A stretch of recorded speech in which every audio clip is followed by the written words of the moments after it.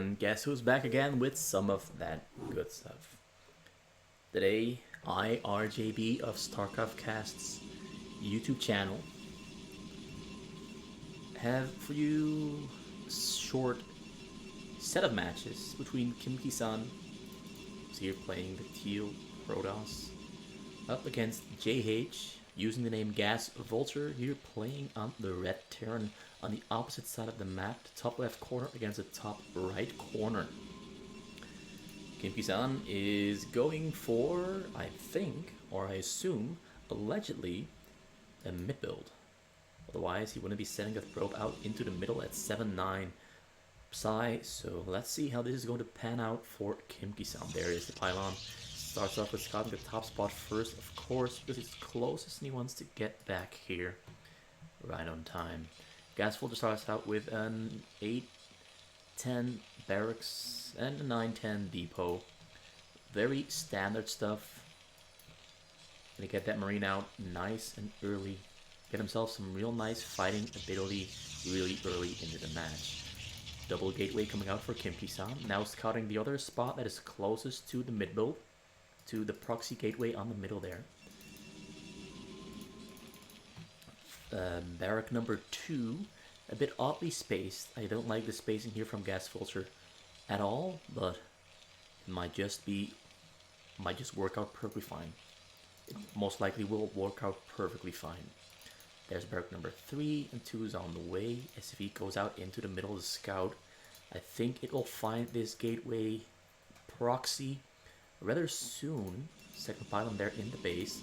Rope is scouting the wrong way around. SV also scouting the wrong way around. But this marine is going to scout clockwise. He's scouting only the entrances because he's assuming there to be a pylon in the entrance. If there's no pylon in the entrance, he will find it a little bit with a little bit of delay. This is like it's basically worth trying, just scouting the entrances, because in case you do find a pylon there, you immediately know where the opponent is. They've met each other. Now he sees the gateway mid build. He sees there's 2 zealots already out. 2 zealots now chasing. Actually, they're just completely ignoring the marine and going straight in. There he goes. He goes for the micro on the marine, but he fails the micro. I mean, it was pretty neat, but one slight misstep, and the marine makes its way all the way back to base, where it will regroup with more marines that are just spawning. Bunker there being made in the back. He's got gas on the way. A very early cybernetic core and a forge there as well. Fight happening here in the base, but Gasvulture is microing his marines really well, keeping most of them alive. Kimkissan is trying to counter it with some micro, but Gasvulture counters the counter micro with his own counter micro. This is like counter against counter micro, so intense. Nonetheless though, only a single marine dies, and the zealots make their way out. Lost a lot of HP. These ones still have a lot of HP there. He's gonna make a cannon. Gasvulture's up to something here with that SCV. There's a still of a dude already being thrown out. Is he trying to rush for Dark Templars? This would be a very, very interesting strategy where looks like he's gonna fake a cannon push only to set up for Dark Templar. And he's gonna deny the engineering bay and the turrets from Gasvulture so that he can get those Dark Templars out into the action really, really early. And I don't think Gasvulture is going to be expecting those very, very early Dark Templars. If he sends this SCV back in to scout, he might get himself the required information, but whether he will be on time with the turrets, I'm not sure. Because the fight here is going quite well for Kimkissan. He managed to set up those cannons, and he's very slowly keeping pushing a little bit further and deeper with those cannons with the help of those zealots. The micro here is really good from Kimkissan. Takes down the bunker there in the back. It's not easy to cannon push JH or Gasvulture, because in the past he's proven so many times that he knows how to fight this off, how to fend this off. This time around though, looks like it's being pushed back, forced to lift off the barracks. There's no factory on the way yet. Looking pretty grim here for JH, but he's still got those bunkers there. And the push here is happening very, very slowly. Templar's Archive has finished up. 2 Dark Templars have been queued up for Kimkissan. JH is looking to go for the sneak around, because there's the cannon. This portion is completely open. There aren't that many zealots here in the base of Gasvulture, so he can't honestly kind of sent his workers out into the map. Barracks being made here for fire bats, but Kimkissan already making cannons here all around his nexus because he knows that JH is trying to sneak out with some units. There he comes. Gonna go for the pylon. He stims in on the pylon. Gonna try to kill the pylon. Dark Templars spawn just about 5 seconds before the pylon itself goes down. That's a great timing. Therefore, Kimkissan, somewhat lucky, but really great timing there. JH almost cancelled the spawning of those 2 Dark Templars. Now, yeah, I don't think it's going to achieve much with this because there's 2 cannons there, 3, almost 5. Dark Templars are arriving on the scene. There's no engineering bay, no turrets here. He goes in for the attack, and I think JH is going to call the GG here because he's got pretty much nothing at all that can help him survive. Calls the WW, calls the FF, calls for the rematch, and Kimkissan wins game number 1 extremely quick and seemingly extremely easily. Kimkissan, no matter what he does, I mean, no matter who he plays, who his opponent is, what race his opponent is playing, he will always try to sneak Dark Templars into the mix. As we see here, to great success. There's not much I can say about this. Engineering Bay was on the way there, but finished up way too late. Yeah, not much I can say. Somewhat of a solid cannon push, managed to lift off those barracks. Managed to deny the engineering bay for a while, managed to kill some depots, but mostly managed to set up for those Dark Templars, which took home the W. And straight into game number 2 between Kimkissan and Gasvulture. This time around, they're a little bit closer to each other. The middle left of the map and the top left of the map. Kimkissan there on the top left, playing the white Protoss. Gasvulture playing the yellow Terran. Gonna speed this up a little bit. And they'll most likely do the exact same builds all over again, so I'm not gonna commentate too much on the builds that they're doing. I'm gonna very slowly on ×2 speed this game up and watch what they're going to do. Oh, this is interesting. This is a very interesting setup here from Kimkissan because it means this very early gas 100% means he's going for Dragoons. He's going to go for the gateway. 2 more gateways most likely, then add on a cybernetics core and go for Dragoon range once the cybernetics core finishes up and queue up 3 Dragoons at the same time. And he's somewhat lucky and unlucky that he's so close to Gasvulture's spot. Because 1, if Gasvulture scouts the wrong way around, it means Kimkissan will have enough time to get his Dragoons up. But if Gasvulture finds Kimkissan very early, he can go for some very aggressive moves on Kimkissan. Gasvulture is scouting, he's looking for a mid build first, but I don't think he's going to find a mid build. He just wants to be sure. That's why he's scouting the middle here with that SCV and this middle portion here with the Marine. This portion here though is left unscouted. But nonetheless, he's scouting only the chokes. Because again, he is making the mistake of expecting there to be a pylon in the choke. Because that is a very common build that Koreans often do. And if you happen to find the pylon in the choke, you know you can go aggressive, or you know that the opponent did a 2 gateway build. But Kimkissan gives away his own location by sending the probe back home. The Dragoons are already on the way. Zealot there moving out into the middle of the map. No Dragoon range on the way just yet. 3rd Dragoon hasn't been queued up either. Only 2 Dragoons have been queued up. He's just trying to buy some time with that single Zealot. But now Gasvulture's got 7 Marines on the way. SCV there going in to scout first.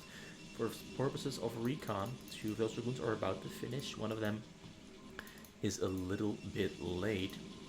Very early academy coming out from Gasvulture. He's sending out another SCV over to the location of Kimkissan. But Kimkissan already has his Dragoons out, and he's going for the Dragoon micro on those Marines. Gasvulture is trying to go for some probe kills to slow Kimkissan down. He managed to kill 1, manages to kill 2. Will he get 3? There's no number 3, only 2 probes went down. The 3rd one was very close to dying, only a single hit more because it had 6 HP at the moment.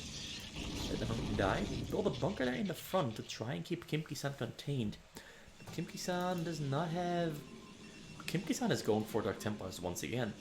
The Dragoons are just a feint. He's trying to lull Gasvulture into a false sense of security, where Gasvulture thinks, hey, he's going for Dragoons and going for Dragoon range. But Kimkissan is in fact not going for Dragoons or Dragoon range. He did go for Dragoons though, but he discontinued his Dragoon production. Probe there got stuck. Temple's Archive has finished up, and he's got just enough minerals and gas for 3 Dark Templars at the same time,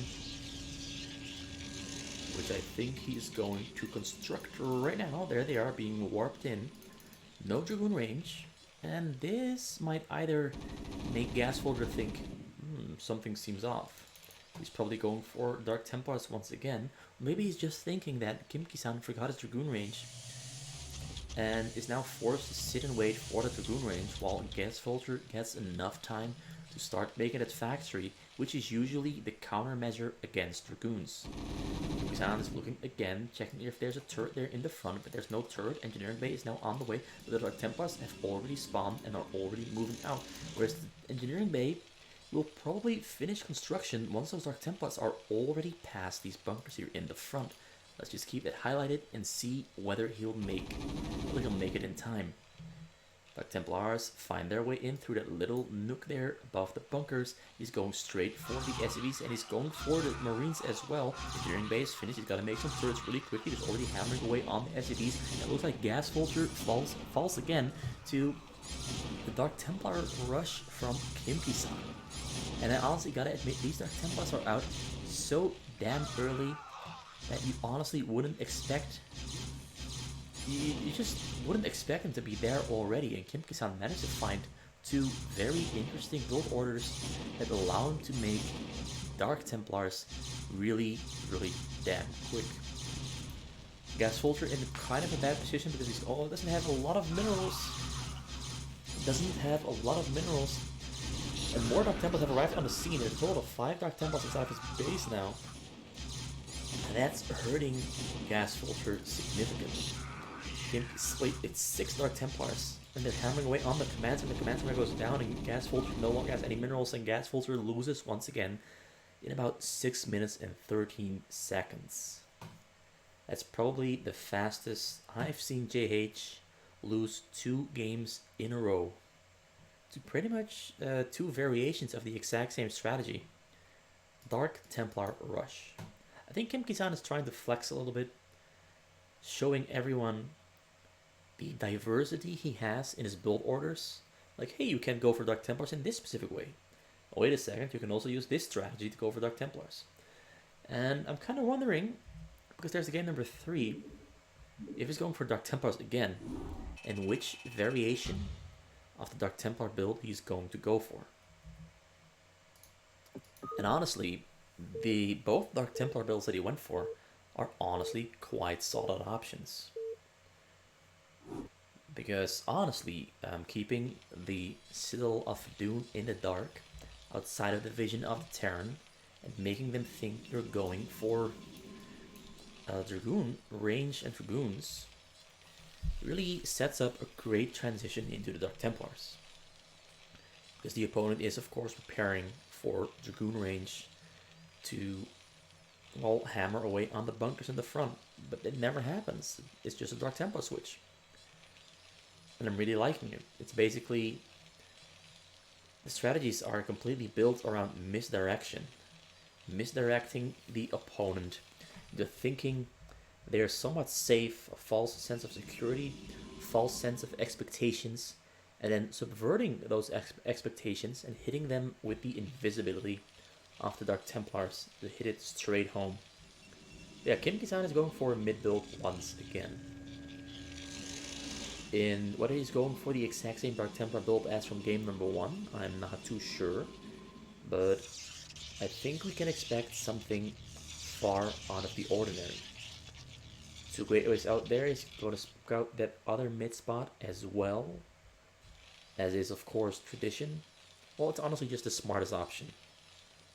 Scouting the mid spots on the sides first if you're mid building, then scouting the remaining spots with the probe right after. Sends another probe out into the middle for gateway number 3, or is he going to scout? Gateway number 3 it is. So it looks like he's not going for Dark Templars because you could only afford 2 gateways if you wanted to go for very fast Dark Templars. But now he can, well yeah, he has to produce from 3 gateways, which means he cannot go for that super early gas and the super early cybernetics because 3 gateways cost a little bit more money to make and a little bit more money to keep up in terms of production. So yeah, he saw the SCV there from Gasvulture scouting his gateways, so now he knows the exact location Gasvulture is on. Kimkissan's tweaking right into that corner, making sure his probe isn't found. He's gonna use his zealots instead to confirm whether Gasvulture is there on the top left corner of the map. No forge out yet for Kimkissan. Kimkissan getting himself a little bit supply stock though. The Pinels might finish in time, I'm not too sure, but there are 3 more zealots on the way. Gasvulture already made a preemptive bunker here in the front. Zealots being overpowered there by the Marines, but more zealots are on the way. Maybe those 5 zealots might be enough to start a fight here. Builds a pylon there in the back. Once again, to misdirect, to keep focus away from the real point of attack, which is that cannon and probe there, pylon and probe there, outside the vision in the corner. But Gasvulture might start scouting his corner very soon, although he's being kept busy with those zealots here. The cannons are being warped in, already halfway done. This here in the front is not really working, and this is one of those things why I wanted to... why I thought it was interesting that Gasvulture, aka JH, lost 2 games so quickly in succession, because most of the times when you're mid-building against Gasvulture, this is what happens. He micros his way out of it so well that your zealots can never get a good push on those Marines. You can never get those cannons down as long as you're making them under the protection of the zealots. You always have to sneak those cannons in completely unseen, like Kimkissan is doing here on the corner of Gasvulture's base, completely outside of vision. But Gasvulture has now spotted it. The Gasvulture is going in with his Marines, but the zealots are coming in from the back. He's walking into 3 cannons. He's forced to pull back away from those cannons. He's going to have to let those cannons finish up. Although now the zealots are overreaching, but they're going to try to cancel that engineering bay. Because he was expecting Dark Templars, I'm sure. But no Dark Templars are on the way. Instead, it is a cannon push, which is a build order more players, specifically the players from Starcraft World and Universal Gaming League, are more familiar with. The gateway mid-build, well, the proxy mid-build, gateway mid-build, however you want to call it, the proxy gateway on the middle, 3 gateways and a forge, and then the cannon push, is one of the most common strategies used by foreign players for 1 versus 1 when they're playing Protoss, because honestly, it's a lot of punching power. And if the Terran or the Zerg cannot micro as well as JH can, it is almost a surefire way to win a game. Because Marine Micro, if your Marine Micro is not top-notch, it's really difficult to micro against Zealots. Because those Zealots on the 3 gateway pump can really deal out some significant damage and harass on the Marines and secure the cannon push here. But it looks like JH is going for a range upgrade on this bunker, which should keep the cannons in check. Here on the side, he's got another engineering bay on the way this time. He wants to get it up in time before Dark Templars show up, but I don't think Kimkissan is going for Dark Templars. Never mind. He's going for Dark Templars, of course. I should know by now. It's Kimkissan. He always goes for Dark Templars. So yeah, Machine Shop is on the way for the Siege Tank. Siege Tank is going to be out very, very soon, and is going to try to push back these cannons here in the corner. He even made a gateway there so he can sneak that Dark Templar in completely unseen. So he doesn't have to go through the front, but he can go from inside of the base and start harassing JH. JH now moving up, trying to keep those Zealots away and maybe kill some of them. Instead he overreaches a Marine himself. Zealot there, smart move to just make sure that he can see whether a barrack is being thrown over by JH to build a fire bat and for the probes. Also a preemptive defensive cannon there from Kimkissan, smart move. Temple Saka is on the way. He's making turrets everywhere around his base so the Dark Templar will fall flat. Turret there in the front, turret there at the main command center, turret around the barracks, turret here, no turret here at the factories though, but there's no way he's going to find his way around the turrets to attack the factories here on the side. Siege tank setting up. The pushback is gonna commence very soon, but he's actually doing a pretty good job preparing the tank there. Tank wins the fight. Then the tank goes down against another cannon. That's a little bit greedy, JH. Probably just small oversight when he missed clicking on the H position, hold position. Really just wasn't in time clicking it backwards. But anyway, Kimkissan is progressing with his intended build. Well, he's going for a High Templar. And he's going for a Psystorm. No Dark Templars. He's going for regular ones. Well, he's going for Dark Templars here in the front, of course. But the front here is walled off, so I don't think that's going to work. But maybe he's going to try to storm the Marines here in the front. Kill them with the storm so that the Dark Templars can walk through. It's going to take a while though before he has the storm upgrade finished up. Another 15 seconds at least. JH is feeling pretty comfy, pretty safe. But he's not quite sure what option Kimkissan is going for. I do think he spotted the Dark Templars. Or maybe the Dark Templars stayed just outside of vision. Because Kimkissan did scout with these Zealots. And he saw the turret. So maybe he pulled back those Zealots, those Dark Templars just in time. Well, the Dark Templar being made here in the base. High Templar being moved into between the cannons. He's going to try to sneak up and deal some damage there. But I think that JH saw it. And the High Templar cannot move through these cannons here. So it's kind of stuck there in the corner. Not much being achieved here. So Kimkissan is trying to very quickly adapt and transition into storm drops. He's got High Templars on the way here at the mid build. The shuttle on the way, support bay there on the way as well for shuttle speed. But JH is already setting up his defenses. He's already making turrets here on the side to defend himself with. So yeah, he saw the Dark Templar, uses his scan. Dark Templar forced back off. Kills it eventually. Templar also spotted, but he gets a good storm off. Kills a couple of Marines there. Great move. All the Marines have been pulled back. There's still a couple of them inside the bunker here. But it looks like Gasvulture is, yeah, comfortable. And this is one of those moments where I believe Gasvulture becomes scariest in the Terran versus Programs. Because he's ahead in worker count. Kimkissan's on 46. JH is on 54. He's got his factories on the way.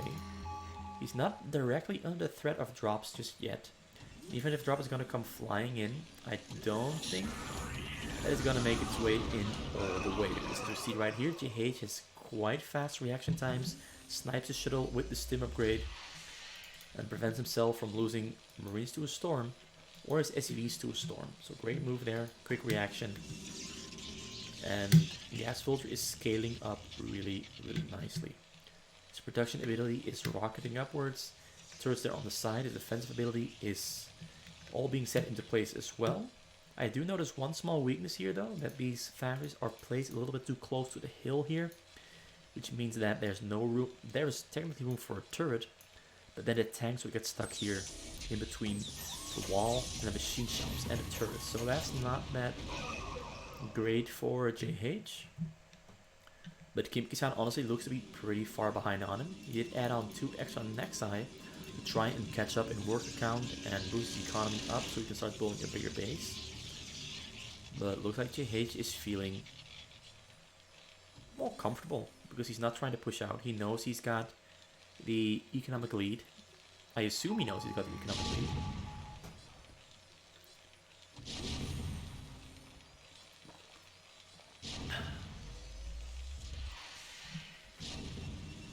Cannons being made there as a preemptive defensive measure against tank drops so that tank drops cannot hit the probes. I really wonder what Kimkissan is going to do to claw himself back into this game, because the supply count, as you can see, are very heavily in favor of Gasvulture. 170, no, 180 against 105. There is a massive gateway expansion on the way here. No, it's a starboard expansion. Is he going for carriers already? Those carriers will never finish in time though. Set quarters on the way. I don't see a fleet beacon, so he can't be going for carriers. Did he forget the fleet beacon? this game looks to be completely over here, and Kimkissan looks to be in the process of biting the dust. Unless he gets some amazingly, insanely tight, absolutely fire storms off on these units, he is never going to make it out of this alive. JH's got a lot of Marines, he's maxed out on supply. He's got the ability to start adding on massive amounts of barracks and gateways, whichever he chooses, and slowly push in through the front. Oh, great storm there up on the hill.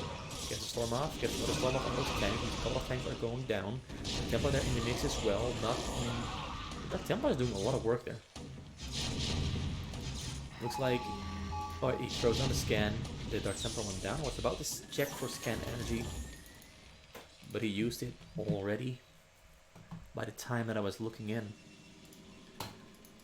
So carriers are on the way. Fleet beacon upgrade for interceptor capacity is on the way as well. Kimkissan now just has to buy himself a lot of time for those carriers to finish up.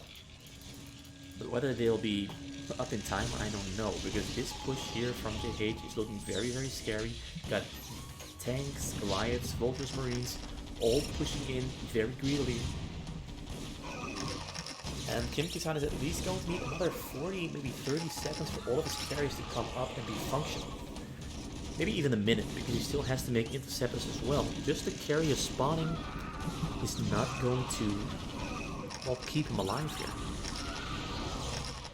But he's managing quite well. Great storms, he's killing a lot of units. JH is being a little bit conservative, a little bit passive by keeping his tanks sieged up in the back there, slowly pushing in through the front. The drop comes in, the drop won't make it through though, the drop dies. Hitting that drop might have been somewhat of a saving grace, I'm not too sure, but it would have helped him, well, marginally, wouldn't have helped him much. JH is already knocking on the front door. The first couple of carriers are very close to finishing up, but he still needs those interceptors.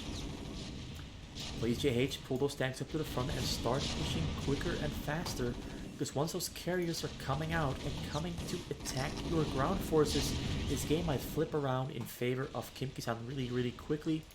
Although Goliaths have been made and are on the way, and they have level 1 weapon upgrade. Here come the tank. He's going to try to hunt for those pros, but here are the carriers that have their capacity upgrade finished up, but they don't have that many interceptors in them just yet. Honestly, even these Marines that are out here could take down the interceptors quite quickly with the stim upgrade, and they actually are taking them out rather quickly. Goliath's coming in as well. Goliath's directly target firing. He lost the probes. He lost all of his probes. He got 25 left. But yeah, that's GG. Kimkissan bites the dust, and Gasvulture wins game number 3. And I'm very sadly to announce that there is no game number 4. It's just these 3 games.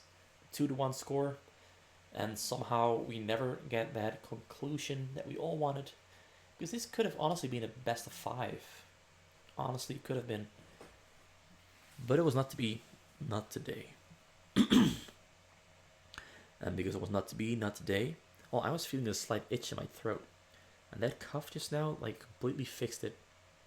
So yeah, there was something going on there, and it wasn't working. JH held everything really well, seemingly really easily as well, prepared himself for every single attack that Kimkissan could throw at him. The cannon push failed, Dark Templar cheese failed, the little High Templar he was making inside of Gasvulture's base failed, the drops failed, carriers failed, and of course the counter push that Gasvulture pulled off once he felt big enough and strong enough to go for the counterattack was a great success. And that kind of goes to show that JH is not a player you can afford to mess around against. At least, Kimkissan wasn't really messing around.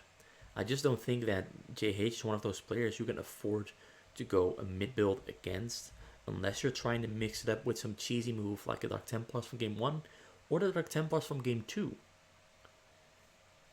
And without such a mix-up or subversion of expectations, I don't think it is very easy to beat this guy with anything but the best of build orders, and the best of strategies, and the best of executions.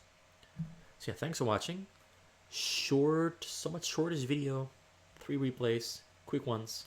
Hope you enjoyed them, and hope to see you next time.